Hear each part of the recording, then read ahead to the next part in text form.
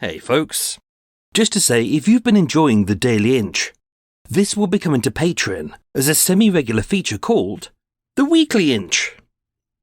To subscribe for as little as $3, go to patreon.com/murdermile or click on the link in the show notes. Aye then yo.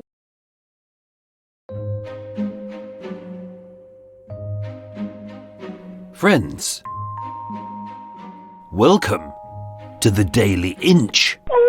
Oh, hello. While I'm away researching Murder Mile, here's a little treat to keep you entertained over the next 3 weeks. 15 little stories which are fun, rambly, informative, but not essential to listen to. Each story's been written and presented in a tongue-in-cheek way and are not for the easily offended. Murder Mile returns on Thursday the 3rd of November 2022. But until then, there's this.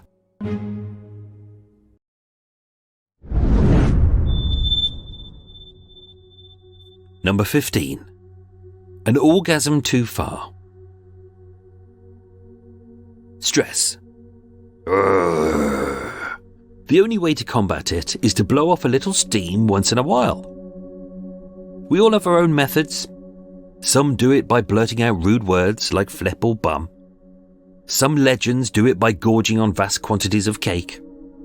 And some relieve their stresses by watching a bunch of pampered, glorified underpants models, sporting stupidly thin beards and wacky hairdos to make up for their lack of personality. And to prove this, just listen to any footballer speak as they drive away after 90 whole minutes of work, in inverted commas, having earned more in a week than a nurse earns in a year. Utter shite. And some people, and I can already sense several uptight little fingers reaching for the off switch as I'm about to mention the unmentionable. Some people will relieve their stresses by having a little wank or shoving a sex toy up their bum or foo-foo. There, I said it. If you're offended, the clue was in the title. And really, it's life's moaners. It's the uptight tossers and the one-star brigade who never have a good word to say about anything, who really need to bop one out once in a while.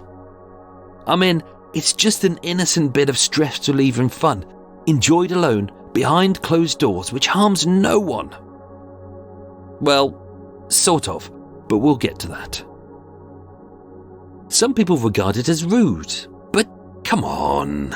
It's perfectly natural for a slightly stressed woman to flick the bean, to wave at Mrs. Foofington, to tunnel out of the mouse house with the world's palest spade, to double-click the button to floor 6, to play a little bit of double bass till the fat lady sings, and to recite the vowels of the alphabet by going from A to E to I to O, and finally to U.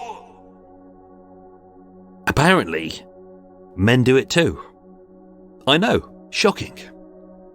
But when we do, it's often euphemistically referred to as bashing the bishop or bopping the baloney, which we've all heard before. But for your own personal peccadillo, fans of the English Civil War may refer to it as strangling the Roundhead. Lovers of cake may call it squeezing the cream horn. Some Italian waiters have styled it as getting spicy with the pepper grinder. And fans of games for the 1984 ZX Spectrum have been heard calling it getting the gold medal on Daley Thompson's decathlon. If you didn't get any of those references, please ask a responsible adult. And although some people choose to self-pollute their private parts, others stick things up their arses. There, I said it. Each to their own, I say. We've all got to get our kicks somewhere, and whether that's by dancing the five-knuckle shuffle, doing a one-handed tango with Pam and her 5 lovely sisters, or having an arm wrestle with Rodney Plonker, it's all fine as long as nobody gets hurt. One man chose to do such a thing, to while away a few moments on a dull Christmas day. And yet sadly, this moment of self-pleasure would lead to his death. 50-year-old Nigel Willis lived in a small council flat on Dartmouth Road in Forest Hill, South London, which he shared with his mum. Being single and unemployed, his life was lonely. Christmas Day of 2013 began like any other. A Bond film, the Queen's speech, an old episode of Morecambe and Wise, and an overcooked meal of turkey, roasties, and a selection of vegetables that everyone hates. But being a diabetic, Nigel couldn't pig out on treats and put himself into a food coma like everyone else, as too much sugar would put him into a real coma. So instead, he sucked on a dull, sugar-free sweet. Christmas is a hard time for most people. So feeling stressed, and being in the comfort of his own bedroom where no one would see him, Nigel stuck a vibrator up his arse. Merry Christmas. And as he shoved the 6-inch phallus into his festive butthole, the buzz of the plastic winky tingled his tingling prostate and gave his guts a lovely Christmassy orgasm, as if Santa had delivered it himself.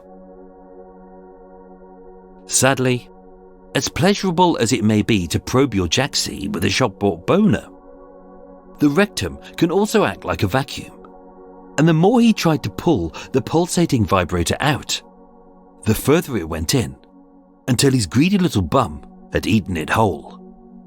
Burp. And what was he to do? To tell his mum, "I've anally ingested a love trumpet"? Or sit there in silence, or buy it uncomfortably on the sofa and act like nothing was wrong?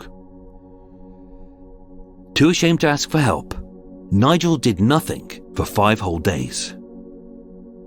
But feeling weak, dizzy, and unable to move, a friend called the paramedics and Nigel was rushed to Lewisham Hospital. Taken straight into ICU, he had an emergency operation to remove the sex toy which had perforated his bowel. Confined to the ICU, 5 weeks later, Nigel died of sepsis and multi-organ failure. Everyone has their own way of relieving stress, but sadly for Nigel, it was one orgasm too far. You could say the moral of this story is don't stick sex toys up your arse. But life is dangerous. I had one friend who broke his back cycling. Another snapped his dick having sex. And yet, if masturbation is so wrong, it sucks that celibacy increases your risk of prostate cancer. You can't win either way. So here's my little take-home for you. Whack off whenever you want to. There you go. Ta-ra! Have a good wank.